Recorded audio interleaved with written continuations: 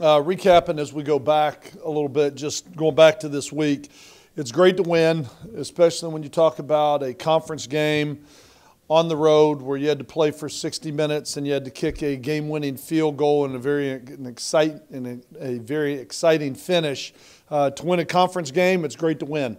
I thought there were an awful lot of positives in this game when you looked at it, and there were a lot of things that we can build on, but there were certainly some things that we need to clean up as well. And we continue to talk as a team that we're a work in progress, and we still need to keep getting better. I think when you look at the college football teams that are going to be successful, it's not those that start strong, but it's those that continue to improve and get better to finish that way. I thought defensively, our front seven played an excellent football game. When you look at what they did with 5 sacks, 12 tackles for losses, just the way they hammered the run at 2.6 yards, 2.6 yards per carry, and most of that was the perimeter when they were keeping the ball as a quarterback on the perimeter or handing the jet sweep off. But I thought really did a great job up inside with the interior, with the linebackers and the defensive line. I thought played really well. I think when you look at outside of really the 2 big play passes that were about 100 yards of offense that they had, both for touchdowns, I think the secondary did a pretty good job of playing run support and also containing the passing game. But the 2 big play passing touchdowns are the things that we got to eliminate. We have given up way too many big play passes this year, and it's one of the things that we've kind of prided ourselves on, that we're not going to give up the big play. We're going to make them earn it. And yet they were able to get 2 of them. Both of them were zoned coverages. We had a safety take a bad angle to the slant route, and they went untouched for 2 touchdowns. And those are some things that we've got to clean up as a defense. But overall, was really proud of the way that the defensive front played. Jalen Ferguson with his first career start, a lot of energy, exciting. He is a very talented young man. Just to have the opportunity that he got, I think he made the most of it for sure. And Vontarius Dora and Vernon Butler and Aaron Brown continued to play solid, along with the 4 main linebackers right now. When you look at Nick Thomason, Bo Feet, C.J. Cleveland, and Lloyd Grogan and the way they played. So I think there's a lot of good things going on with our front seven. We've been able to stay relatively healthy. And those guys, I think, right now are just progressing and developing, and we need to continue to build our depth. On the offensive side of the ball, I thought it was another solid performance with our quarterback. I thought Jeff Driscoll played a really solid football game. We gave him the ball 44 times and asked him to throw it. I think he did a really nice job of that. I think it was like 28 of 44 for 350 yards.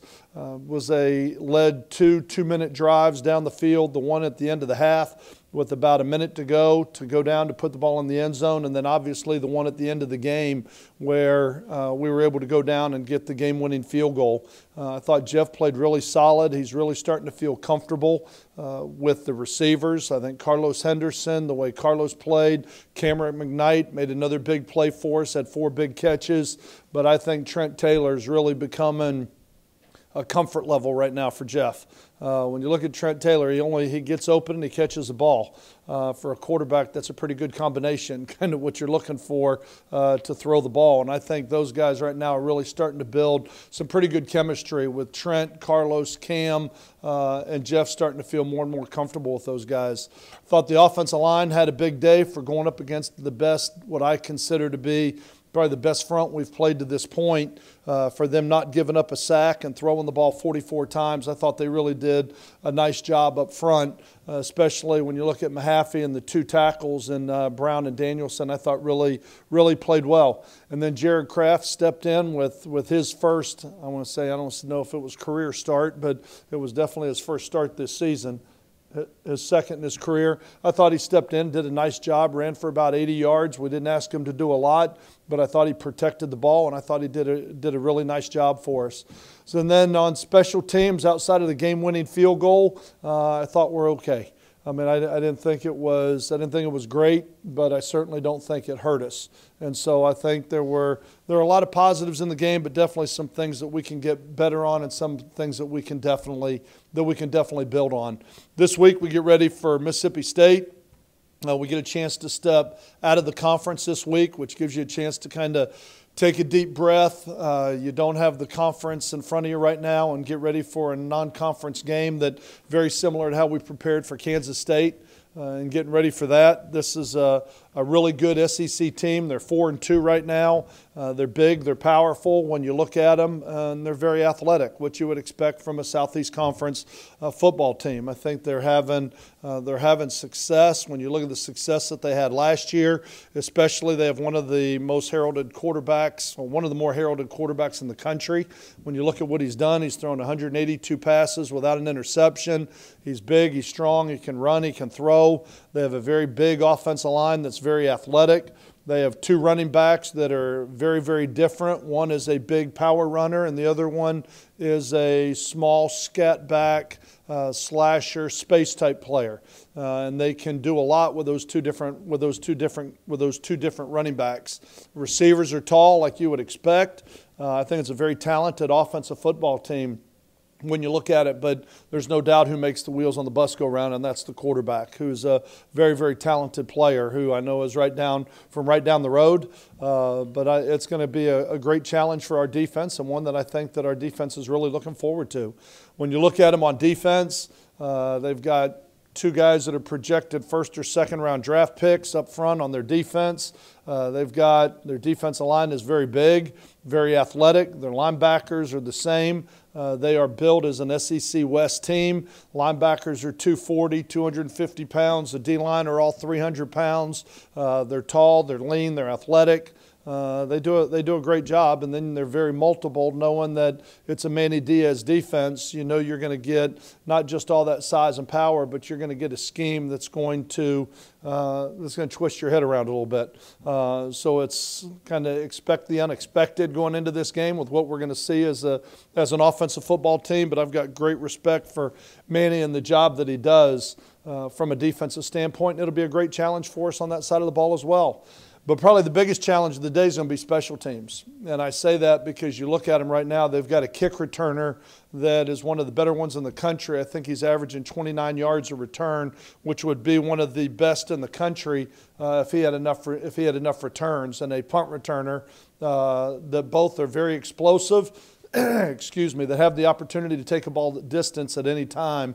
And I think our cover teams are really going to be challenged this week. They got a field goal kicker that hadn't missed yet. It's going to be a good challenge. I mean, you know, you look at all the positives. We're playing a really good football team, a really well-coached football team, but I know it's one that with it being a neighboring state and being close, it's one that I know that our players are really excited about the opportunity to play in this game. Well,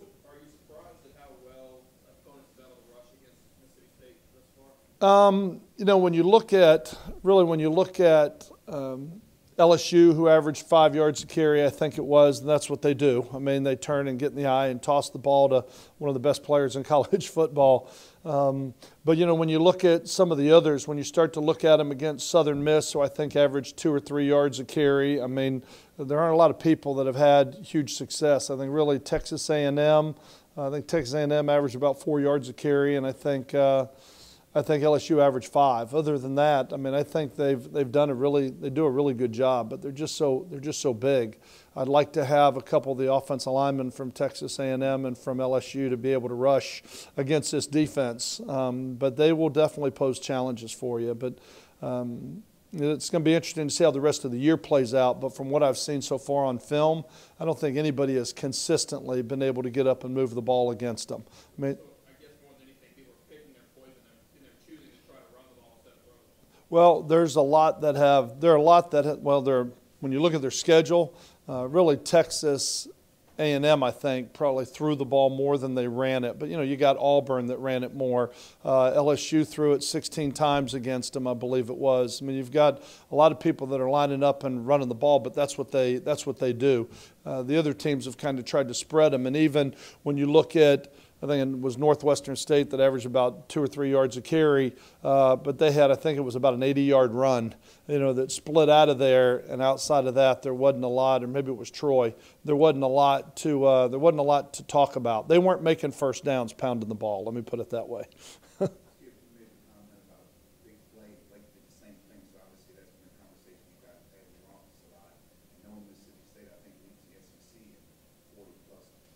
Right. We, you know, they call them safeties for a reason. You know, because they're the last line of defense. I mean, and when they miss a tackle or take a poor angle, and I think right now we've got to do a better job at safety. We had the first one, Xavier Woods, we were in a 3 deep, and Xavier Woods was in the middle and kind of came downhill where they had been throwing the ball to the tight end, and that slant got behind him. And on the other one, you've got a young guy in Cooper out there playing 2 deep who just took a bad angle on it. And we've got to continue to work it and corral it, but this is a big play offensive football team, and they've got a lot of time standing back there and a very talented quarterback who could do a lot of things for them. But we have got to stop giving up the big play defensively, because you look at that game Saturday and you can play a great defensive game, but you give up 2 plays like we did, and 14 points goes on the board in a hurry, and all of a sudden you're in a tie football game. And that's where we've got to be able to do a better job with that, and that's where coming in and practice and taking angles and making sure that we're corralling the ball and not trying to knock the ball out in the back end is one of the biggest things that we need to do.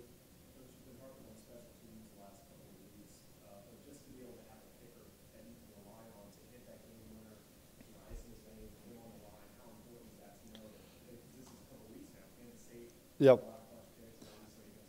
Jonathan has had a great year, and I know Jonathan is the conference player of the week, I believe, this week. Jonathan is playing with a lot of confidence right now. The way he's been kicking off, the way he's been kicking field goals, but he's come back after his freshman year last year where he probably lost a little bit of confidence, started to question or doubt himself a little bit. But Jonathan is such a competitor, and I think came back with a whole different attitude, where last year that he was in a kicking competition the entire year, just the way he carries himself, the confidence that he goes out there to kick the ball with, it wasn't hard early to see who was going to be your kicker. I mean, really, when it's been a thing where I have really been impressed with the way Jonathan has grown, matured, gained. I mean, because confidence is something as a kicker, you got to bring yourself. You don't get it from your team. You don't get it. You get it from an inner confidence that you're going to go out. And he's got a swagger right now, and he's playing with a stinger, and he's got great confidence. And honestly, this is a good feeling as a coach, but I never even thought about him missing that kick. I mean, that never even entered my mind. Even with the long delay and what was going on, it was, we're either going to, predicated on how this turns out. If we've got the ball, I may throw it in the end zone or do something like that if it's a first down. But it never even entered my mind that, wow, if we kick it, he may miss it, which is a good feeling to have that type of confidence. But it's all because of the way that he carries himself right now and the confidence he has in himself, and it's showing in the way that he's kicking.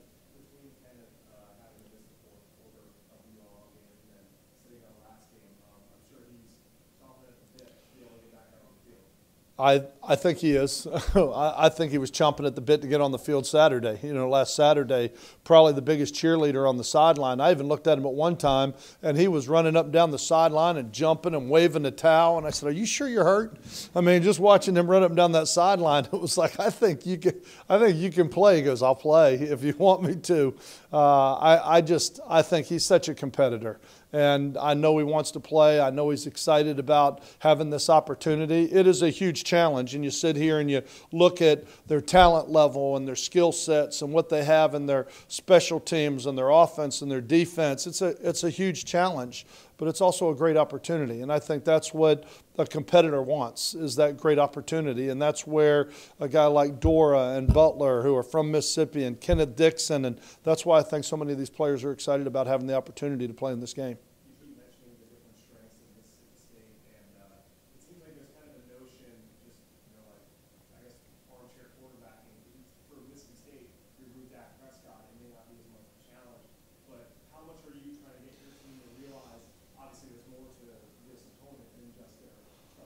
Yeah, I mean, if you took out Jeff Driscoll, we're not as much of a challenge either. And I think no matter what team you look at, when you've got a difference-making quarterback, he makes a difference. I mean, they make a difference. And Dak is the difference. But when you look at him, very good running backs, very tall receivers, big athletic offensive line, very good defensively, not just in their talent, but what they do schematically. It's going to be a great challenge. And it's not just in the quarterback alone, but I think he's a piece of it. Then the quarterbacks probably get way too much credit and probably take way too much blame at times. But I think this is a very talented team from top to bottom, not just on offense or defense, but as I said, special teams may be the biggest challenge, and it's one of the places that they've made a huge difference with their football team right now is in special teams.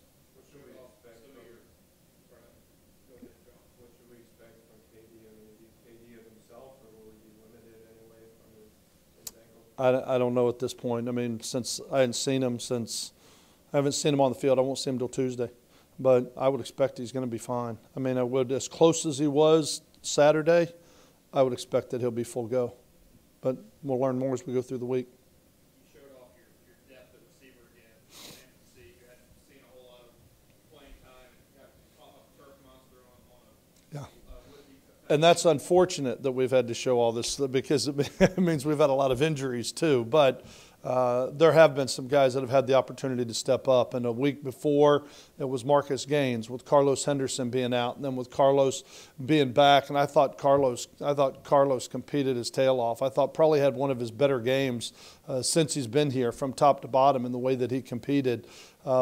But with him, with Paul Turner not playing, then that left an opportunity for, you got Marcus, Marlon Watts, you've got Sanford C. You got a number of people out there that are getting their opportunity. But I thought Sanford went in, and just like Jalen Ferguson has just been waiting for his opportunity, and we got it. I thought he played really well and did a really nice job. It was nice to see because as we continue to get injuries as you go through the course of a season, hopefully we can start to get some of these guys back and get them healthy again. But if not, then some of these other guys have to step up. And I'm proud to see some of the progress a lot of these young guys are making. And that's what we talk all the time about in team meeting. I mean, that's why you need depth, and that's why we talked at the very beginning of the year that you don't evaluate the success of a football team on the starting 11 in the off season. And that's what everybody wants to look at, how many returning starters. Well, you're going to win games because guys like Jalen Ferguson come in and play a solid role for you. For guys like Jared Kraft, for Sanford C., for Marcus Gaines, I've never had a successful season where we didn't have backup step up and play a key role for our football team in order to win. And I think that's been one of the keys to our success and why we're able to sit here at 4-2 and have some of the success we've had to this point.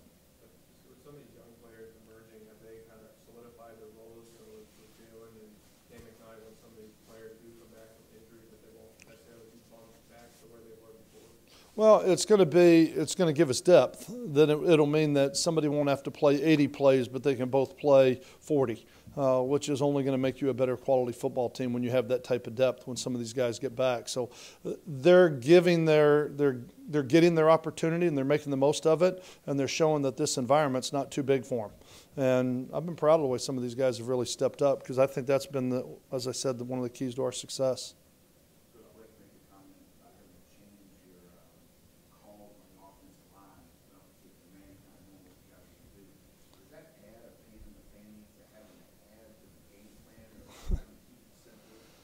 Well, you've got things like signals, signals that we used while he was here. And knowing your terminology and things like that. Yeah, those are kind of part of it. And I can remember when Charlie Strong was at South Carolina and left to go to Florida, and he was the D coordinator and had the same thing. And so we had to go in the off season and change all our signals and do a lot of that. But these are some things that we didn't start talking about this week. These are some things that we started with a while ago, but you got to be careful that you don't, in trying to hide everything that you're doing, you confuse your own players. We're not trying to reinvent the wheel. One of the advantages that we had with this football team coming back is everybody's in the same offense and the same defense for a second year in a row. So the last thing you want to do is change all your terminology. You just have to make sure that you do a little bit better job of hiding it when you communicate it. Was that situation you mentioned that the following year at South Carolina? Excuse me? That you mentioned a situation you had at South Carolina. Was that the following year? Yeah, he went to Florida, and then we had to play him. So this isn't new for you then? No. You have some experience. Yes, in playing somebody that I'd coached with for years before, yes. How much of the success, I think I asked you before, but success you attribute to Manny? I was only here a year, but we can still see his footprint this year, even though he's not here. No, I said this before. Even knowing Manny was only going to be here a year, I would have hired him again I think Manny did a great job here. I'm very grateful to him. It worked out for Louisiana Tech for this program, and it worked out for Manny Diaz. And he got an opportunity to get back on that horse again and ride it, and now has even parlayed that into another opportunity. So I'm happy for him, excited for him. But I think he did a great job here, and I'm very grateful for the job that he did and the attitude that he created with our defense. I mean, I think we've made strides every year. Even under Kim Dameron, we made progress from where we were the year before, and then we grew on that last year, and now we're trying to continue to build on that. But I think Manny did a great job while he was here. Very grateful to him. I think he's a really good football coach. He's a better person, and I wish him nothing but success in every other game of the year but this one.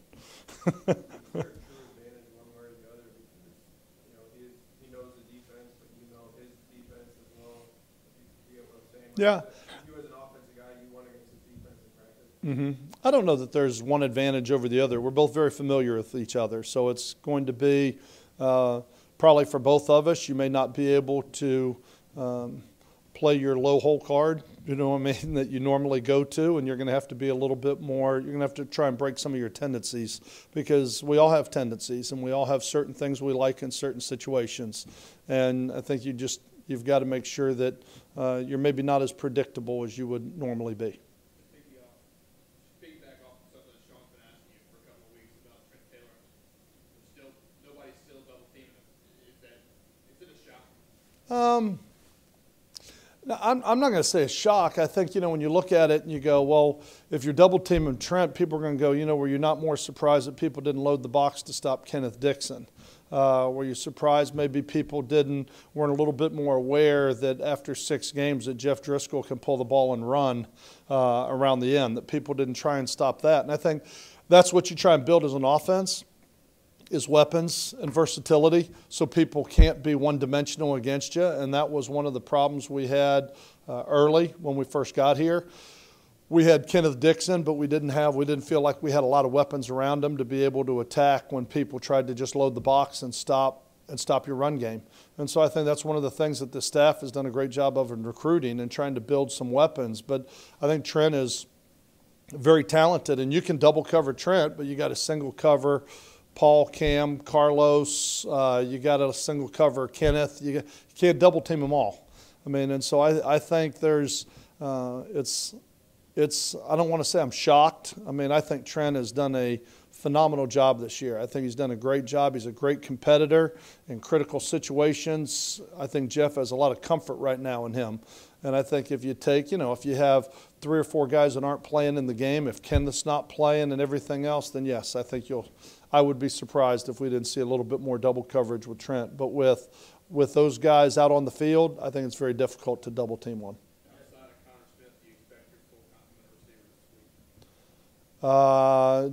Don't know. I mean, I don't know. I'm hoping Paul's back. I mean, obviously, when you're talking about a hamstring situation, you just don't know.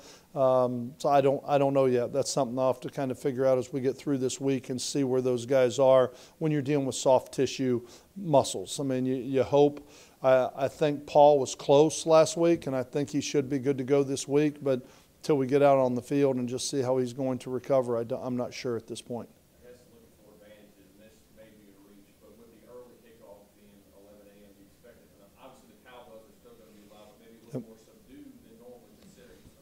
They won't have as much time to drink Diet Coke before the game, so maybe they won't be as caffeinated for the game. But it'll be a great environment. I know that. I mean, they've got a great fan base. They've got very loyal fans. They're loud. They show up. It'll be a great venue, and it'll be a great atmosphere, and that's part of the excitement and the energy of where we're going and having the opportunity to play this game. So, but 11 o'clock, I mean, you're eating pregame meal at 7 a.m.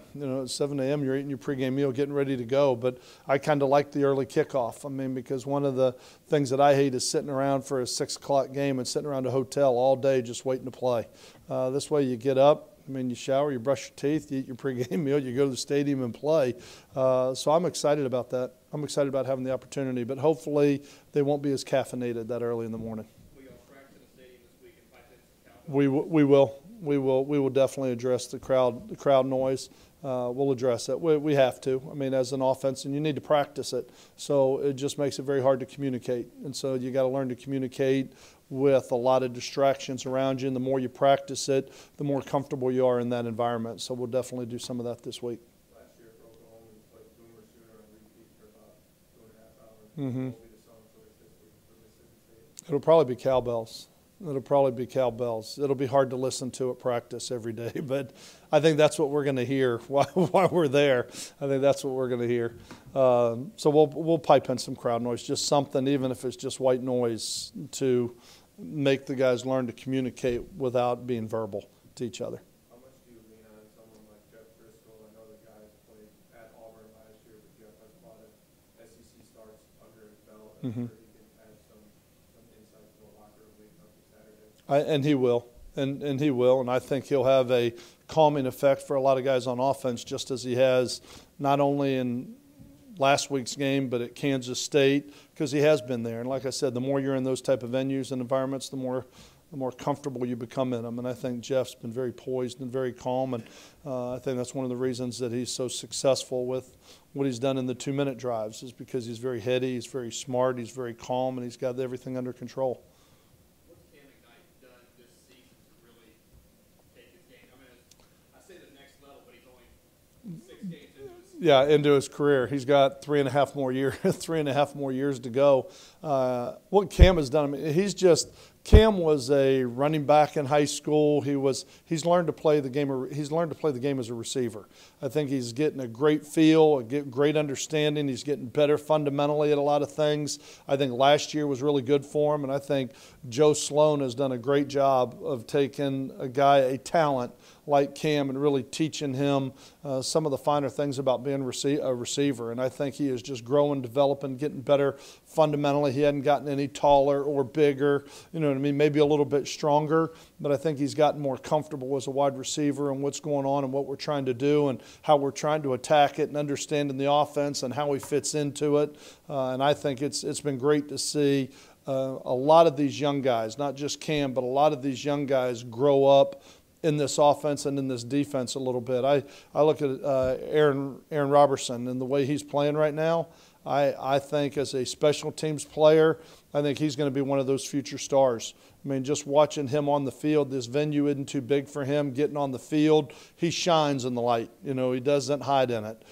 He really shines in it, and I'm just seeing, even though he hasn't had the opportunity to have that breakout performance, but I think he's a guy that's only going to get better and better, and he's going to be a huge star here, just like Cam. The more comfortable he feels, the more reps he gets. And there's a lot of these young guys that are having the opportunity this year with some of the injuries we've had. Have you sensed any eagerness with Blake or anything different? You just sitting here listening to him for 5 minutes talk about Mississippi State going up against him. You can tell it means something to him than just any other team. I think for Blake, I mean, Manny was a mentor. Manny was the defensive coordinator when he was a graduate assistant, and then having the opportunity to kind of, I don't want to say grow up, but to grow into this defensive mindset, and I think learned so much that he did from Manny and the way Manny took him under his wing. I think this is it's going to be an exciting opportunity for Blake. It's not Blake versus Manny, you know, I mean, obviously, because they're both on the defensive sides of the ball, but I think he's excited about the challenge of standing across the field from a guy that he learned so much from and has so much respect for. All right, thank you. Thank you all.